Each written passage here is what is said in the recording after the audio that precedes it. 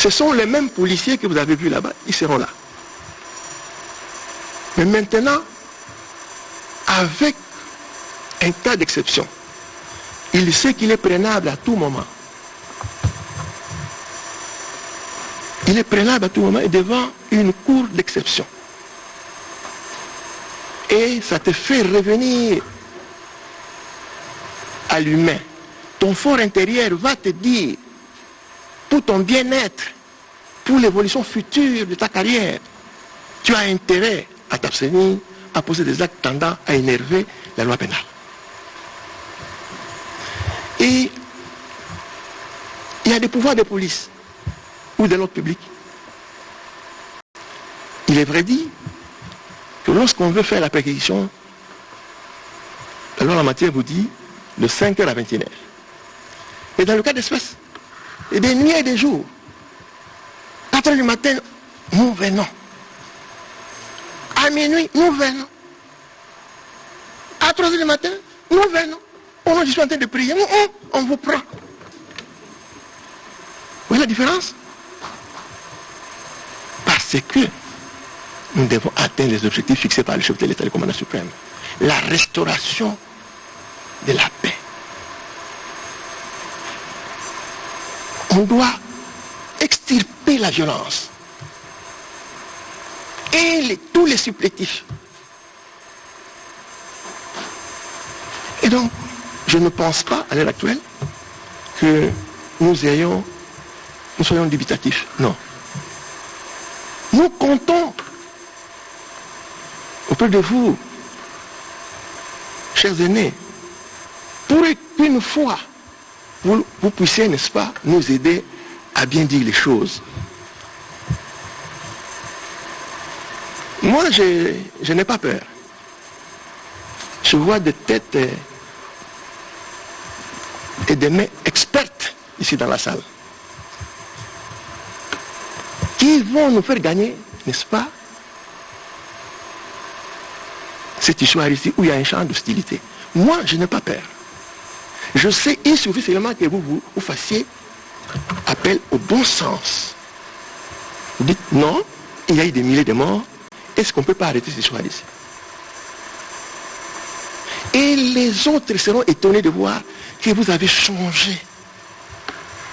Nous disons qu'on n'a même pas terminé le mois, et qu'il y a des redditions, qu'il y a la paix, tout ça. Mais si à partir de nous-mêmes, nous commençons déjà à douter, tout dit non, mais c'est de n'importe quoi, c'est déjà entendu, tout ça. Non. Votre Excellence, je ne suis pas moraliste, mais j'ai pensé les amener à nous rejoindre un peu dans ce sens-là. Merci beaucoup, monsieur le commissaire supérieur. On va passer à l'étape des questions. Les sujets principaux, c'est sur l'état de siège. Alors on va faire un effort pour économiser le temps. Une question par personne, on évite la répétition et on va voir comment on va continuer. On commence par Achille Kadima. Le principe, c'est que vous me posez à moi les questions et je me ferai compléter par les officiers à ma droite. Vous avez un micro ?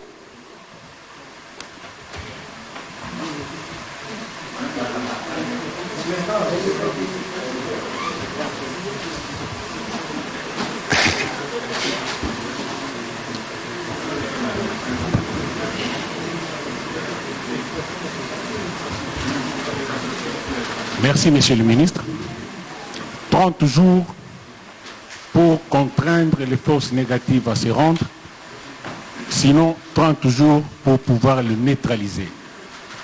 Doit-on dire qu'après 30 jours, nous allons nous retrouver dans cette salle pour pouvoir célébrer la victoire?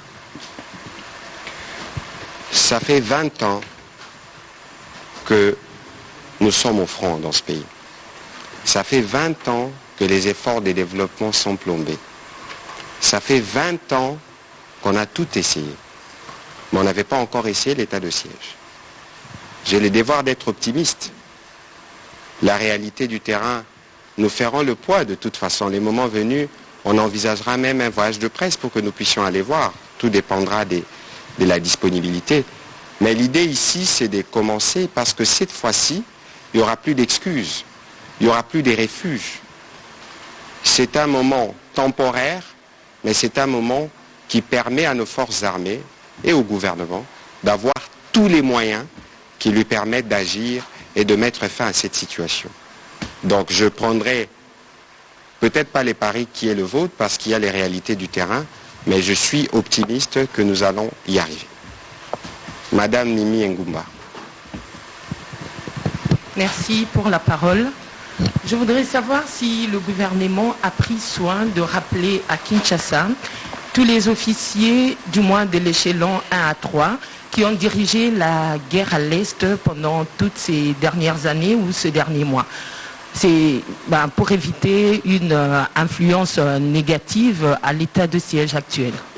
Je me ferai compléter sur cette question par le général Kassonga. Mais ici, il faut faire très attention parce que très souvent, quand on parle de notre armée, on ne fait pas attention à des victoires que nous remportons. Très souvent, on aime se focaliser sur des cas spécifiques, des violations qui existent d'ailleurs partout.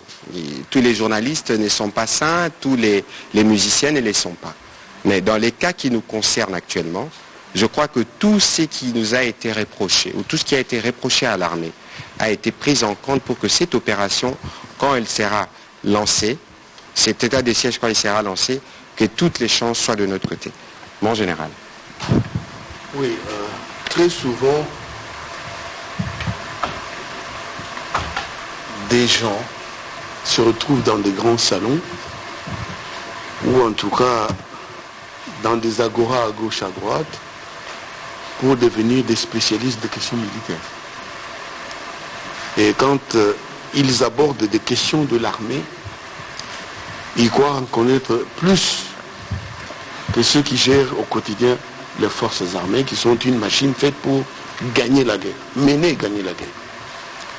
Et les hommes sur le terrain, qu'on appelle les éléments de manœuvre, c'est des gens qui ont subi une formation de qualité, c'est des gens qui ont accepté d'abord de servir le pays sous les drapeaux, et ont subi une formation de qualité, et ils prestent sous le drapeau depuis longtemps. Ils sont à la base de beaucoup de victoires engrangées sur l'ennemi, mais ils sont également des humains qui par moments ont des faiblesses. Souvenez-vous, il n'y a pas très longtemps, nous avons été délistés. On nous a enlevé, on a enlevé les FARDC de la liste des gens, des armées qui ne respectent pas les droits de l'homme. On nous avait enlevé de la liste des gens qui étaient comme si l'armée congolaise était un conglomérat de violeurs. On nous avait qualifiés de violeurs et tout. Et pourtant, la réalité était tout autre. On nous a enlevé de toutes ces listes-là. De la même manière qu'on croit savoir, on suppose, on projette, non, les éléments qui sont là-bas serrés de mèches ou auraient servi. C'est pour ça que le problème ne se pose pas en ces termes-là. Si vous dites, les militaires ont longtemps travaillé au front, ils peuvent être relevés, réorganisés pour un déploiement futur ailleurs. Vous comprenez.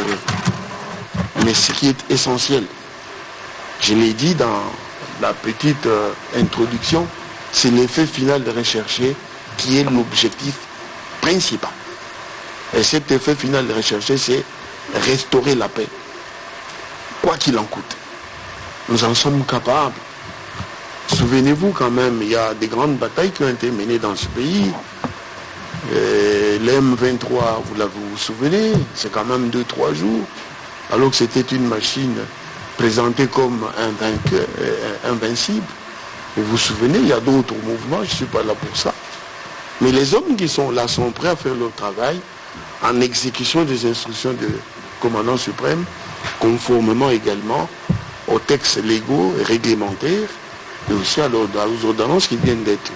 Donc, il y a des hommes aussi qui peuvent être élevés, mais il y a également des hommes neufs formés, des unités fraîches, qui peuvent se déployer n'importe où, l'essentiel étant qu'à terme, on obtienne ces résultats-là et nous allons y parvenir. Christian de Sakwedo, puis ce sera Élisée Odia et on passera de l'autre côté.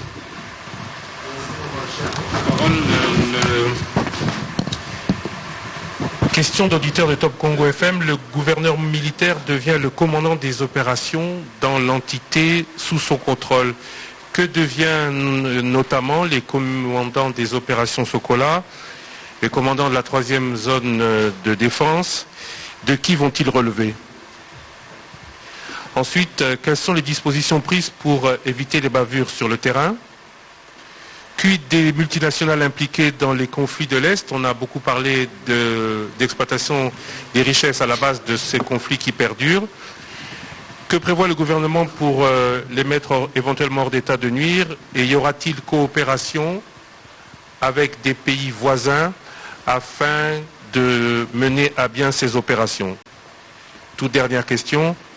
Y a-t-il déjà une solution pour les miliciens, les membres des groupes armés qui déposeront les armes? Est-ce qu'on aura la situation enregistrée les années précédentes, des personnes qui se rendent, qui sont réintégrées dans l'armée et qui seront donc amnistiées de tous les faits qu'elles auront commis?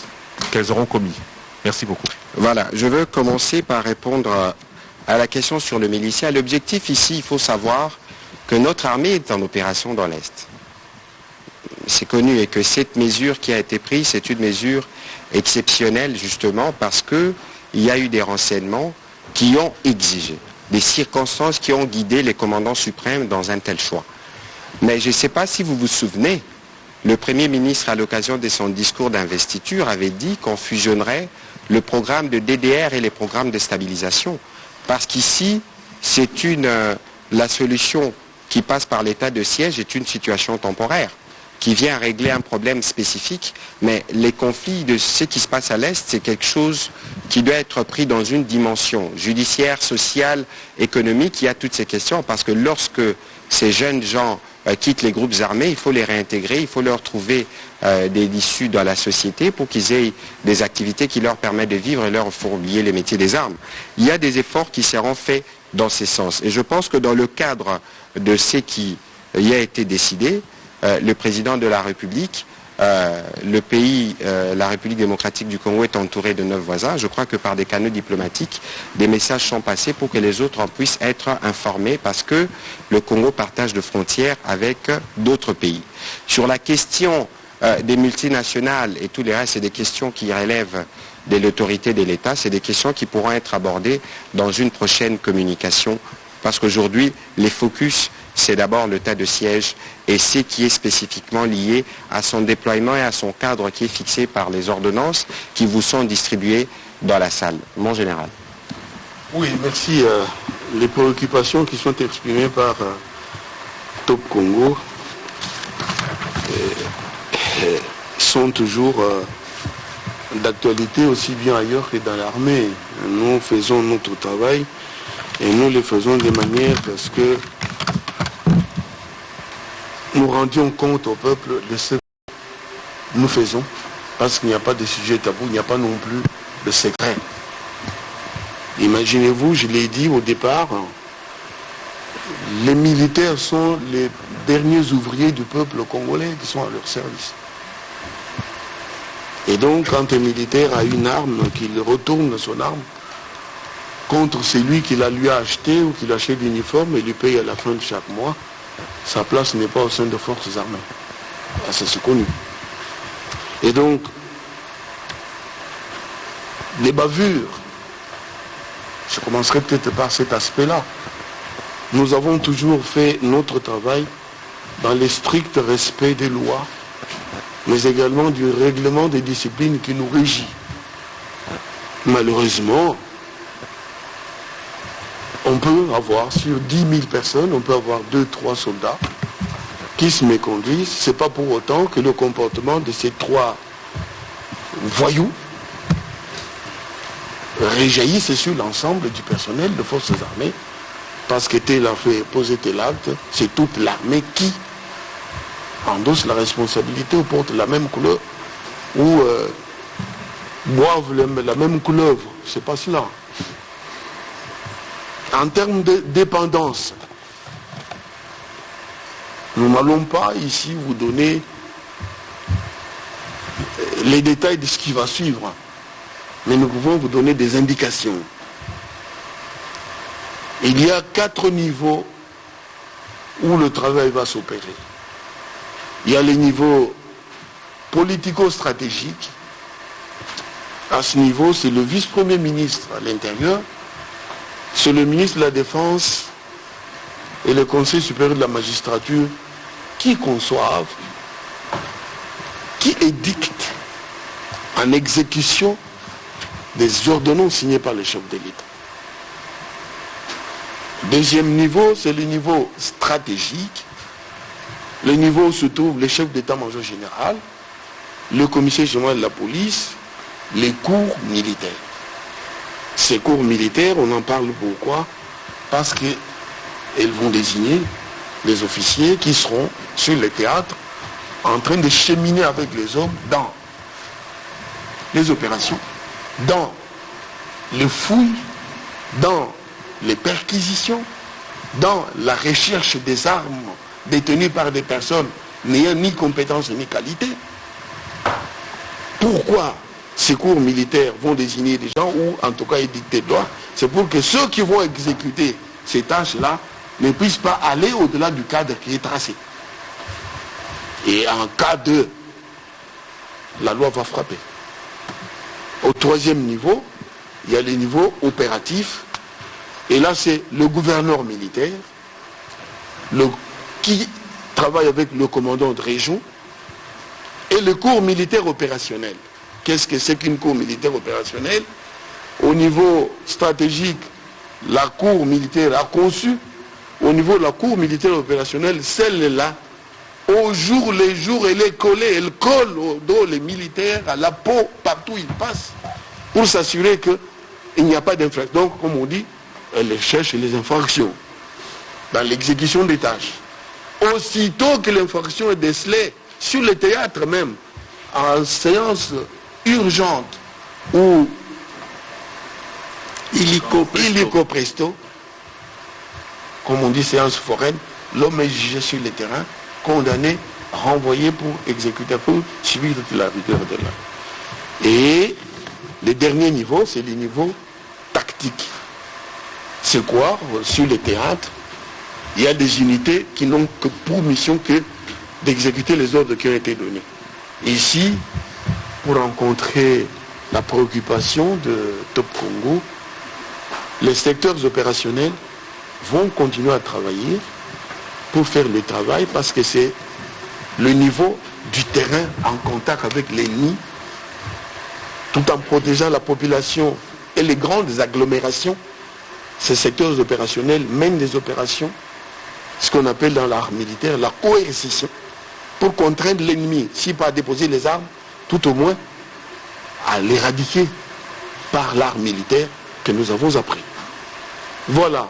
En ce qui concerne maintenant le commandant des zones de défense, c'est des éléments de manœuvre également qui sont sous les ordres du gouverneur militaire qui les utilise comme il l'entend, conformément toujours au texte, parce que dans l'armée, dites-vous bien, on n'invente pas la roue. Elle existe, c'est mathématiquement calculé que tel ne peut s'arrêter qu'à tel niveau, et que quiconque va au-delà de ce niveau-là, la loi le frappe. Les règlements de discipline, mais également la justice militaire. Donc, tout est pris en compte. En ce qui concerne les autres aspects, Son Excellence vous a parlé, je ne suis pas politicien, il vous a parlé des solutions pour les miliciens et autres choses, c'est naturellement politique. Moi, je suis militaire, mon art à moi, c'est de me battre pour vous protéger, pour que vous dormiez tranquillement, et je le fais. Et je voudrais que je le fasse mieux cette fois-ci pour que l'ennemi cancérisé soit extirpé de chez nous et que pour de bon, cette fois-ci, le développement devienne le lot quotidien. Élisée Odia. Quel est le rôle de la MONUSCO pendant cet état de siège et quid sur l'économie de guerre, qui dit quand même état de siège, dit économie de guerre, corrigez-moi si je me trompe, quelle sera l'économie de guerre qui sera appliquée? Qu'entendez-vous par économie de guerre? Il faut considérer que l'instauration d'un état de siège on remplace les gouverneurs et tous ceux qui sont dans les chaînons administratifs par des militaires et des policiers. Les activités commerciales et les restants de la vie continuent. Sauf que cette fois-là, le gouverneur qui vient a un mandat qui est défini dans l'ordonnance présidentielle que vous avez, d'opérer et d'aller un peu plus loin. Ça veut dire, tous ceux qui pouvaient, je donne un exemple, moi je suis député national, dans un terrain où l'état de siège a été décrété, mes immunités ne valent plus dans l'hypothèse où je tombe justement dans les activités qui vont dans le sens de l'ennemi. Et donc il y a des mesures particulières qui sont prises, mais les gens vont continuer leurs activités commerciales normalement. S'il y a des mesures spécifiques, par exemple le couvre-feu qui requiert une décision du gouverneur qui a été prise, il aura la latitude de les faire, et certaines autres dépendra de la concertation qu'il aura avec le gouvernement central. Mon général? Oui, tout à l'heure, j'ai entendu parler du rôle de la MONUSCO. Vous avez un cadre juridique qui est là, et dans ce cadre juridique qui nous préoccupe ou qui nous occupe à cet instant, nous nous en tenons à cela. Alors si vous avez une préoccupation extra, vous pouvez leur poser la question. Pour nous, c'est ici, là. Et là-dedans, nous n'avons parlé que de forces armées et de la police nationale congolaise. Merci. Voilà, on passe de ce côté. Jules Boulembi, c'est en français ou en lingala? Zela Nasuka. Vas-y, allez-y alors. Excellence, qu'en est-il d'activité sportive? Parce que Dauphin Noir a joué à foot. Tout cas, na 6 ou 7 journées. Qu'en est-il d'activité sportive na ba etukawana? Yami balé. Lobi na nanda chef de l'État, oui, à lobi Mboula Matara ça l'effort après sa logistique. Mais Excellence, nous connaissons les joueurs et leur jeu. Le problème, c'est la motivation. Est-ce que motivation ma pinga? A kodwa yango na maboko. Poto boita ma pinga so beta momu. Azobeta munguna, mama bengi na Kinshasa, ba bengani pichu na classe. Pour na sisi frais scolaire. Est-ce que ma pinga na biso ba kozwa motivation na bango na maboko pour ba benga na munguna mbala moko? Na bandike et na motuna liboso. Ba le beta marana moi. Et beta marape na bututa pour il faut pas obangi sabatu. Il ne faut pas reconnaître que ce balobi état de siège batu bova nananda kutongo ti lobby borobi maté bala ba okendekela cité non. Et ça ba mesure exceptionnelle. Je crois que na poko lelo mokonzambo ra repona ba ba ozala kuna ba okende pe biso lelo to lobby lelo za mbala liboso to kutani. To ko continuer na ko kutana pona ko limbolela bino ba situation ko zala ndenge makambo bandoleka na terrain suivant l'évolution. Pe soki to zuma ko ki to remema bino pe kuna. To ke bunya, to ke goma total andenge état de siège en koleka. L'essentiel ici c'est que il faut bailler que position au mokonzambo kazui a joué en poto mema kimia. Na motuna na ya mibale. Toko sanate ndeko. Biso moko peto yebi niveau makokini nimbo kezali nango. Mais volonté politique eza makasi po nelo ko anesila. Lelo ka ba comment belela IGF partout. Ah osali boeke ba IGF. Osali boeke ba IGF.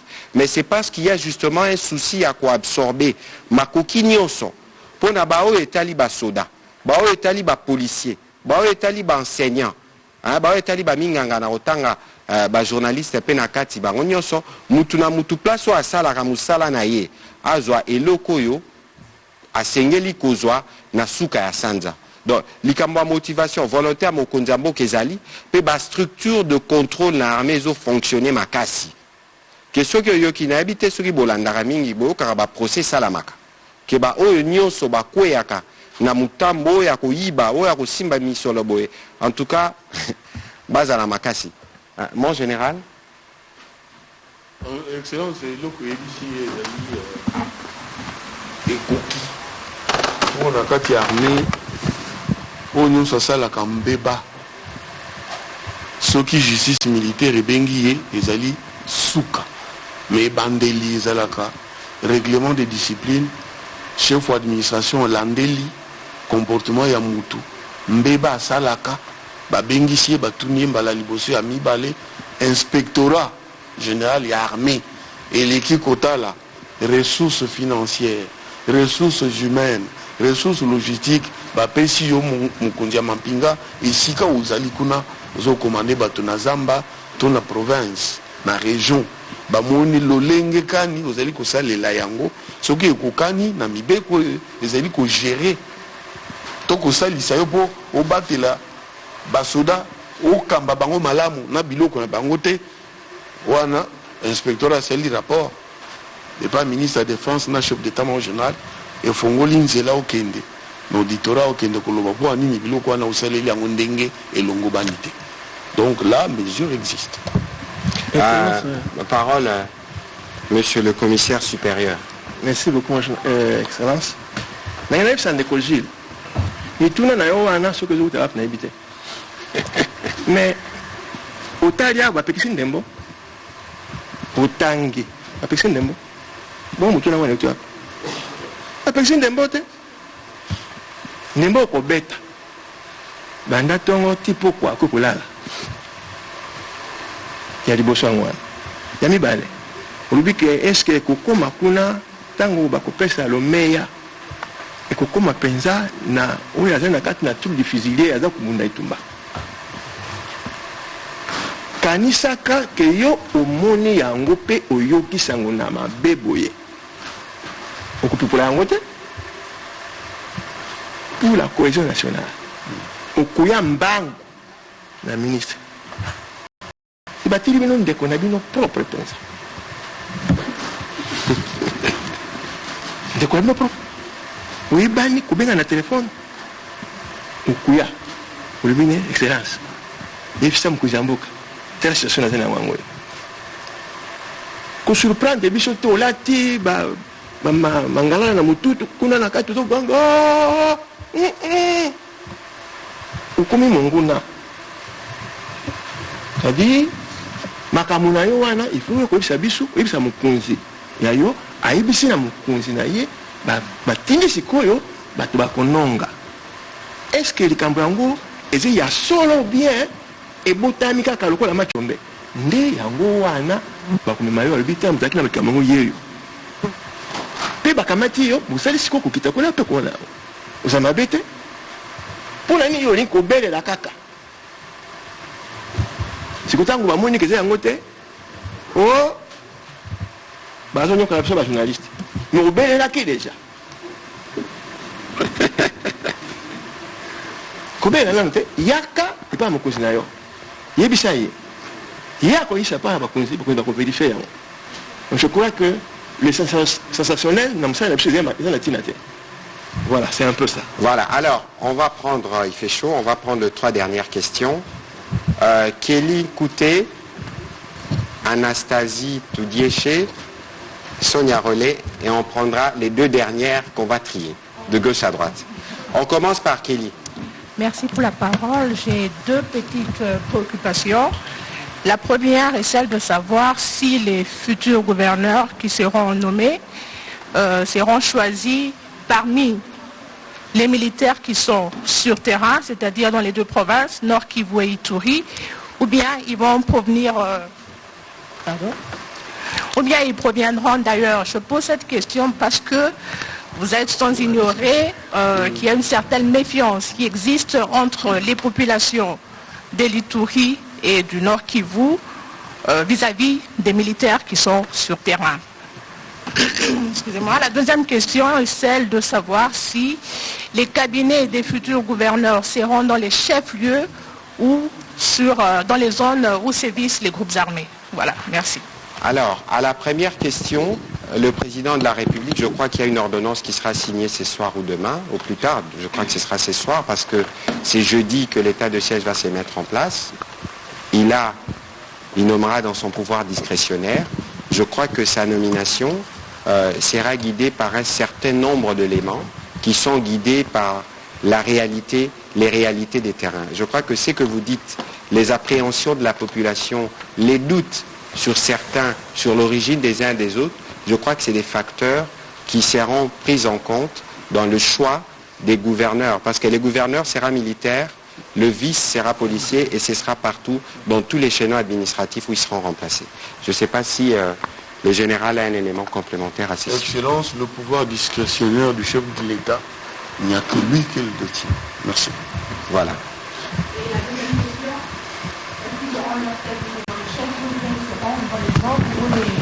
Je crois que l'ordonnance que vous avez en main fixe les nombres de membres du cabinet à 5 de chaque gouverneur qui sera désigné. Et chaque gouverneur, ces 5 membres de cabinet, quand ils sont 5, c'est sûr qu'ils seront autour de lui. Et que l'ordonnance ira plus loin. Le commissaire supérieur, Mme Poutou, l'a expliqué. Ce sera le gouverneur, le vice-gouverneur, ce sera le maire adjoint, et ça descendra au fur et à mesure de toutes les entités territoriales. Je crois que quand l'ordonnance sortira, on aura le temps de réagir dessus dans une de nos prochaines rencontres. Anastasie. Vous avez le micro ? Allô, vous m'entendez ? Ok. Merci, Monsieur le Ministre. La mobilisation semble effective, réelle, déterminée, mais les femmes et les filles paient un très lourd tribut pendant les conflits. Qu'est-il prévu, si quelque chose est prévu, pour à la fois les protéger et les intégrer à la stratégie que vous nous présentez ? Je crois que la question de femmes et de filles est une question qui nous préoccupe tous au plus haut point, le président de la République en premier. Je crois que justement, si on a voulu prendre une mesure si radicale, c'est pour arriver à créer un cadre de protection pour tout le monde. Et je crois que dans ce qui s'est fait et dans ce que notre armée fait régulièrement, il y a une attention qui est faite sur cette question des femmes, parce qu'on a beaucoup parlé des violences basées sur le genre, on a beaucoup parlé des violences sexuelles. À un certain moment, on disait de notre pays que c'était même la capitale mondiale du viol. Je pense que si vous regardez cette époque qu'il y a aujourd'hui, vous verrez qu'il y a eu une bonne évolution. On a eu des conseillères spéciales chargées des violences sexuelles.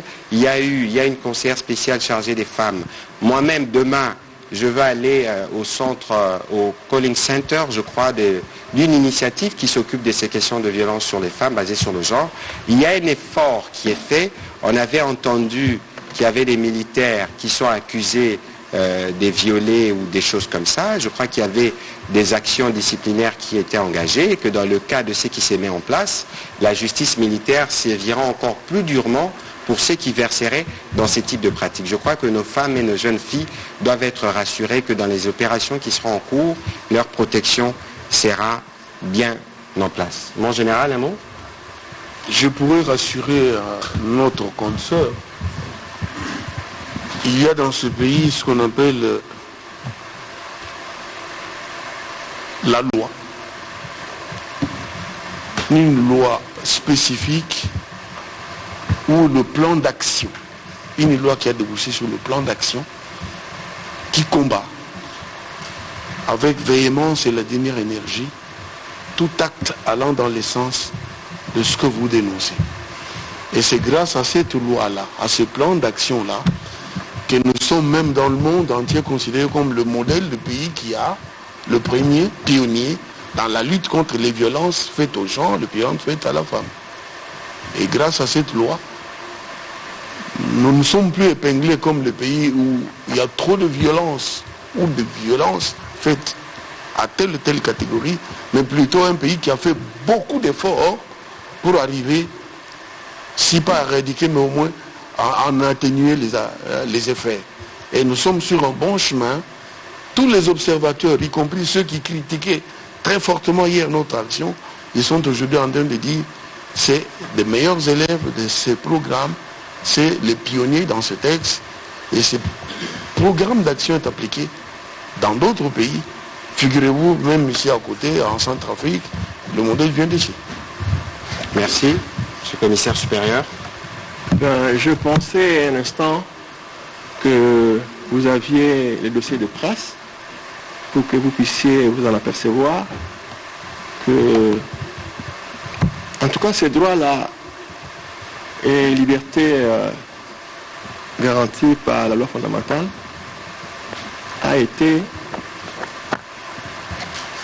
expressément indiqué qu'il ne pouvait pas être dérogé ni par ceux qui ont le pouvoir de gestion des polices ainsi que de maintenir l'ordre, des opérations, voire la troupe et les policiers. Moi, je pense que le cadre qui a été tracé par l'acte réglementaire exceptionnel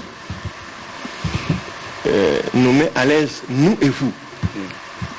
Je pense qu'aller en dehors de ce cadre-là, c'est chercher à ne pas regarder la réalité en face.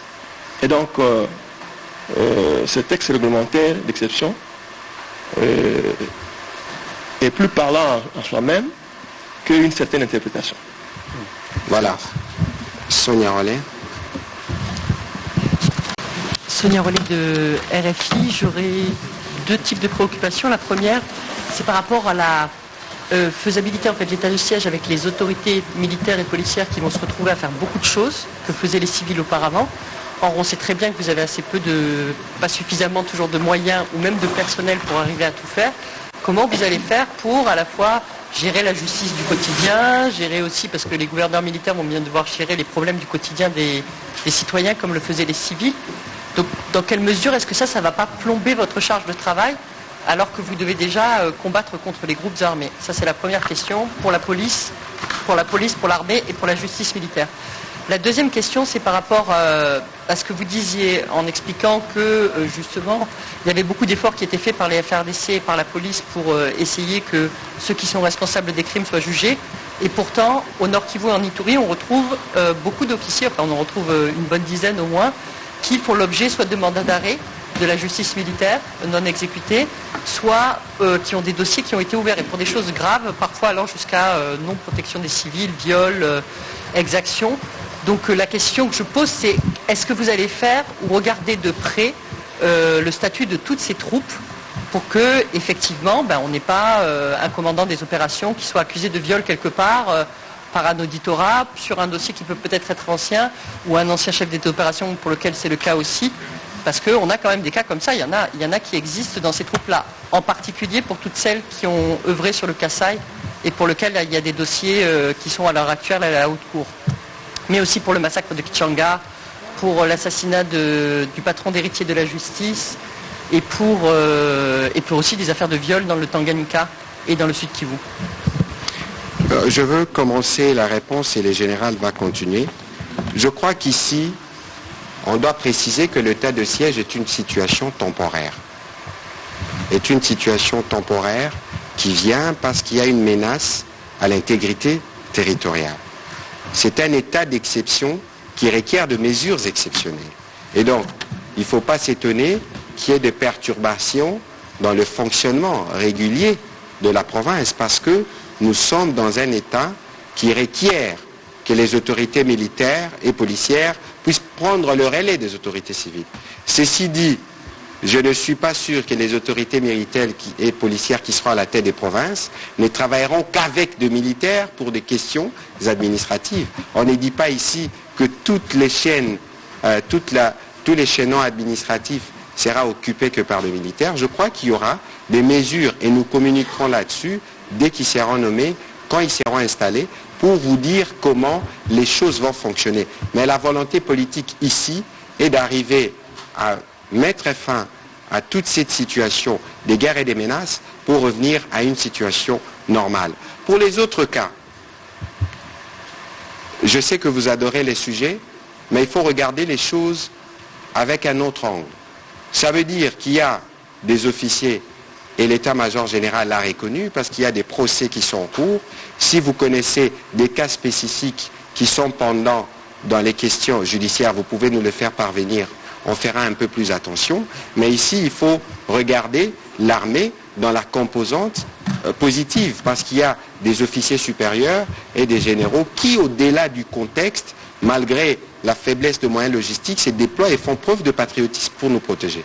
Ici, nous sommes dans une dynamique qui veut aller vers la reconstruction nationale, vers les développements du pays. Nous devons passer par mettre fin à la guerre pour y arriver. Et donc, il faut considérer que la volonté politique y est et que tout sera mis en place pour que justice soit faite, pour que tous ceux qui, civils, militaires, miliciens ou qui que ce soit, qui se permet des actes de violation de droits de l'homme, puissent en répondre devant la justice.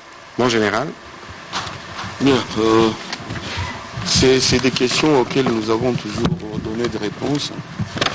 Vous savez, il ne suffit pas de déclarer ou de faire une dénonciation pour que X, Y devienne automatiquement coupable. malheureusement, dans notre pays, la plupart des militaires cités dans des cas sont victimes de la dénonciation. Et quand on attend des preuves, elles ne viennent jamais. Mais par contre, pour ceux qui sont auteurs des actes répréhensibles, bien identifiés, la justice militaire s'occupe d'eux comme prévoit la loi. Et là, il n'y a pas de débat. Ah, excellent, ça s'arrête là. Voilà, on va terminer. Jean-Marie Kassamba. Je n'ai pas répondu Ah, vous n'avez pas répondu à l'essai. Je voulais dire à Sonia Ici, on a fait combien de temps que... je voulais dire à Sonia que... Monsieur le commissaire supérieur. Oui, que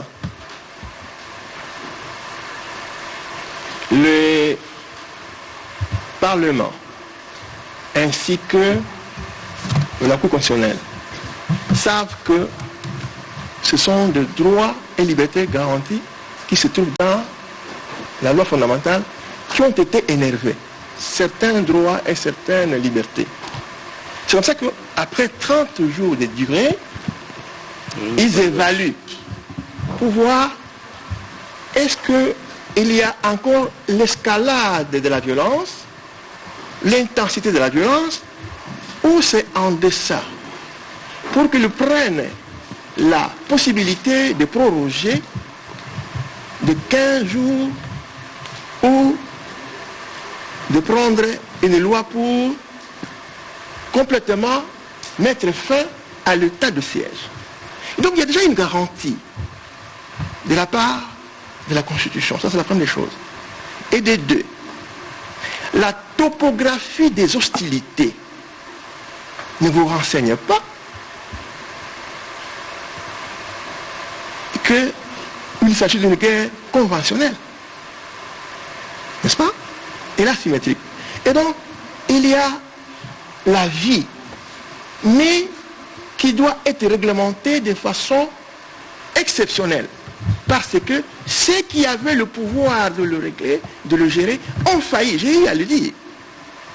C'est comme ça que, de par le garant de la nation, il a pris un régime de défense pour restaurer l'état ante delictum. Pour qu'on revienne à la quiétude qui a été rompue. Et donc je pense que Sonia, vous serez des nôtres. Et je vous connais très bien. Quand vous voulez prendre des faits et causes pour nous aider à ce que nous puissions terminer ces hostilités-là, vous le ferez. Bien dit. Alors, Jean-Marie Kassamba, une question. Et puis il y a une requête spéciale en Swahili pour Trésor Kiombo. Et puis on va souffrir parce que ces rendez-vous, ce n'est que le premier d'une série. Nous aurons le temps de rattraper.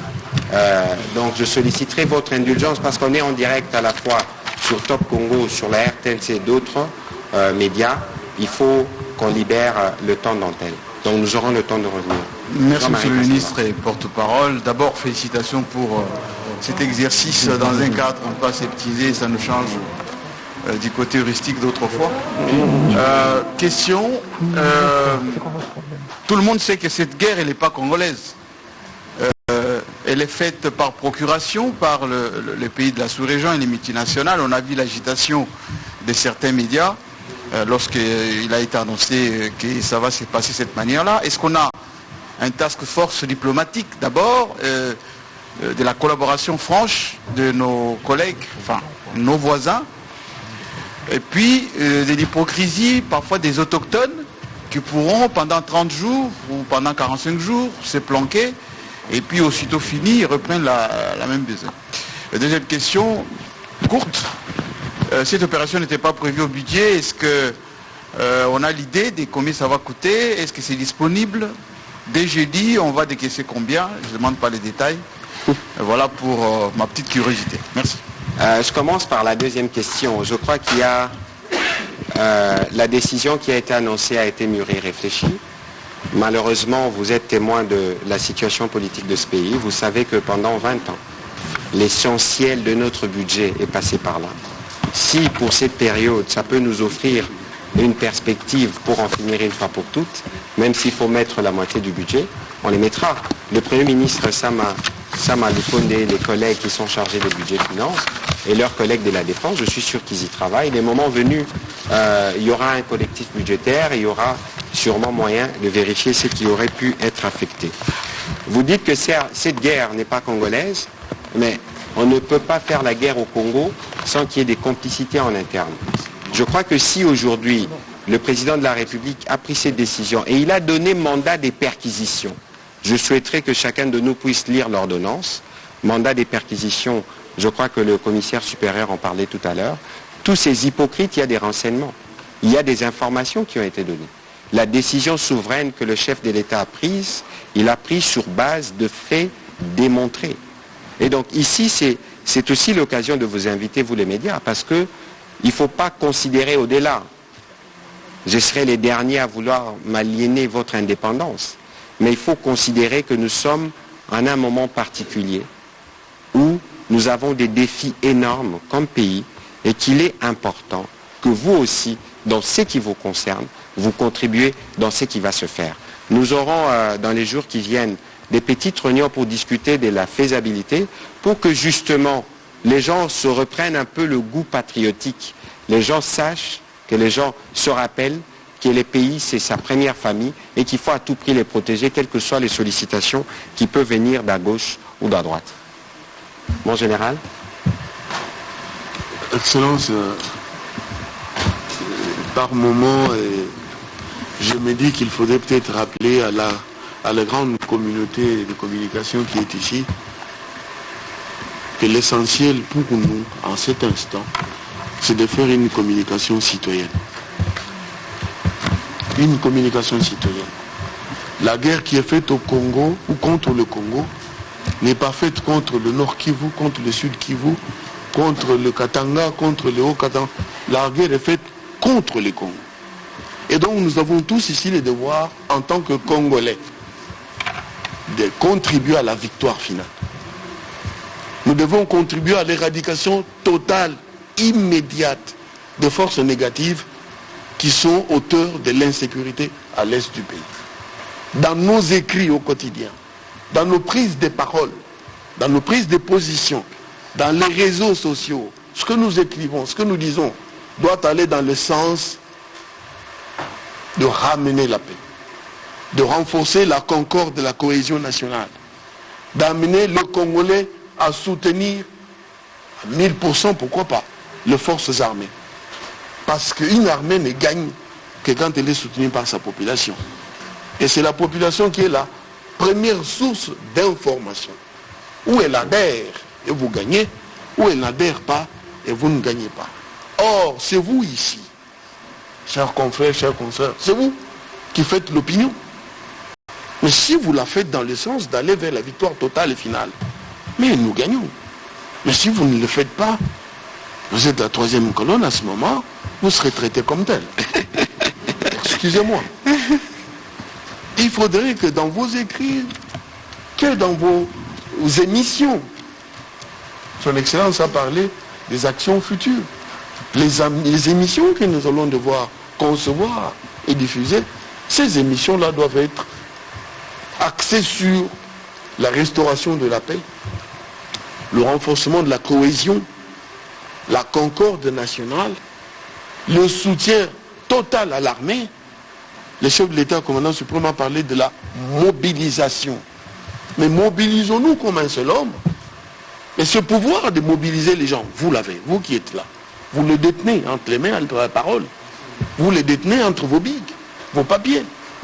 Mais faisons-le. Et l'histoire retiendra qu'à un moment donné de l'histoire du Congo, les médias ont été l'un des facteurs essentiels de la victoire sur les forces du mal. Merci. Trésor Kiombo Swahili, mon général, utanjibu Swahili yangu mbaya. Mishi sema que bien. Je vais essayer, si c'est possible.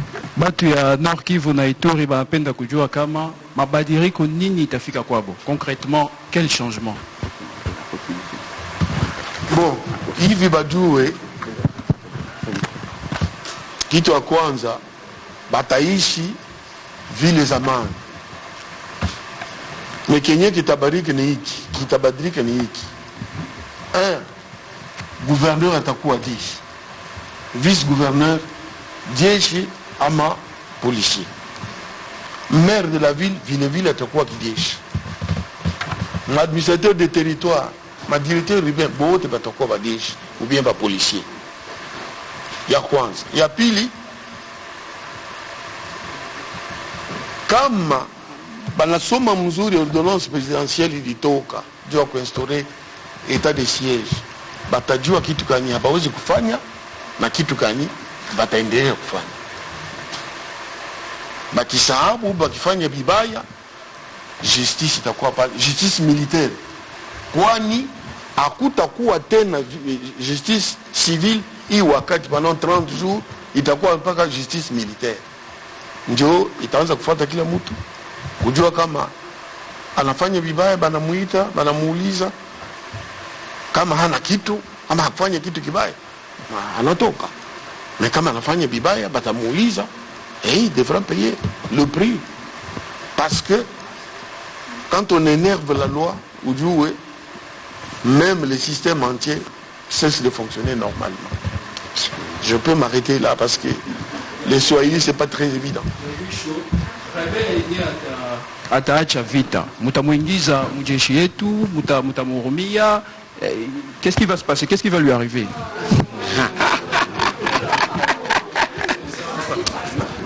Non.